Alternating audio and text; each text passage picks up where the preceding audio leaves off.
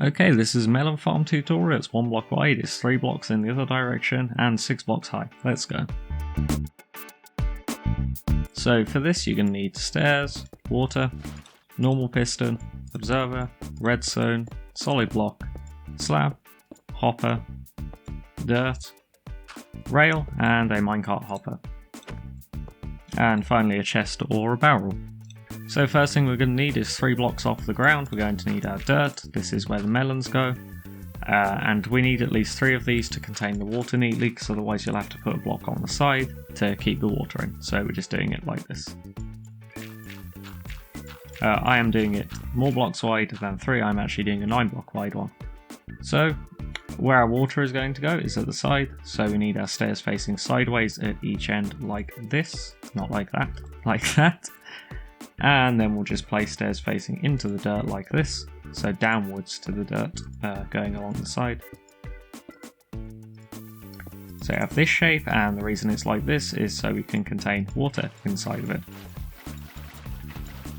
Now obviously you could make this more efficient if you had a bigger farm, because you'd only have to have 1 spot of water for a lot of farmland, but I'm just making this a kind of neat and tidy 1 wide design. So now we're just going to hoe the farmland. You only need to hoe the side the melons are on, which is actually the water side.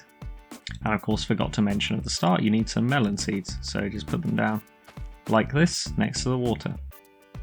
Now above each of the melon stems, so you can't see them at the moment, I'll bone meal them for you. Okay, now we can see our melon stems, so above the melon stems we want observers facing upwards. So again we only do 1 per melon. Sorry, correction, it's actually 7 blocks high. Like this, so sorry if you didn't have the space. So put some blocks on top of these observers. And then some more blocks to the side. And then we'll just put redstone dust along the entire thing, like this. Now underneath these blocks that the observers sort of go into, like that, above the melons we'll put pistons facing downwards at the melons. Now what we actually want to do for the next bit is clear the, so you can see it works, clear the dirt that the melons go onto temporarily, and that's because underneath 1 block we're going to have a bottom slab like that, going across like this. And now place your dirt back. And destroy any melons that pop up before you do this, just place rails along it. And on every single rail we want a hopper minecart, like this. And then just destroy the blocks that those are on top of, so they fall next to each other, like that. Orientation might matter and screw this up, so you might have to do them 1 by 1 or push them in a different way, but basically just get hopper minecarts on top of these half slabs. Now if we place dirt blocks here, like this under the pistons, and then we set off the pistons with a button, say,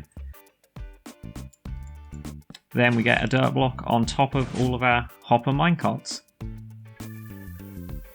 Okay, so diagonally underneath this slab that the hopper minecarts are on, we're going to place our chests down like this.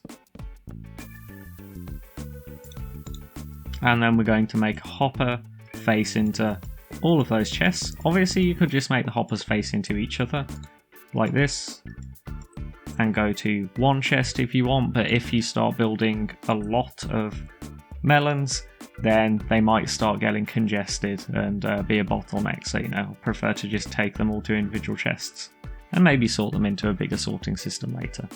You could also use droppers and fire the items in a water stream if you've got a load of them, because that would probably get them away quicker as well.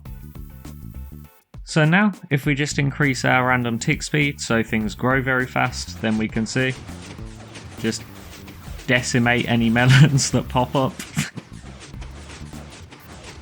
Now you might want to separate these different units, so if you're setting off all the pistons it can stop some melons growing. It shouldn't really matter for a normal growing speed.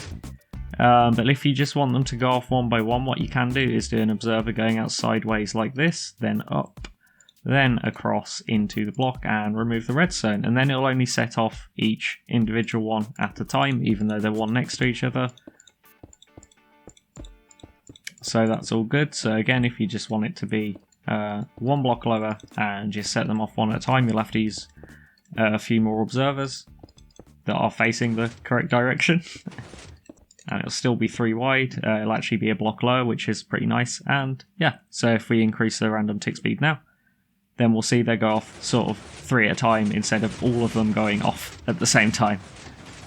On Bedrock Edition, this would... I don't think these work, having the observers above the melon stems work, so you actually have to have the observers next to the melons, sort of like this. That was a weird glitch, yeah, but you have to have the observers kind of there, and then you probably have to get it going a bit like this, say, to actually make the piston go off. On Java Edition, that creates an infinite loop, obviously, because we're setting up this, but yeah. Just a note for Bedrock Edition, that layout doesn't really work. But yeah, now we have our melon masher, I'll call it. Hope you enjoyed, and I'll see you in the next one.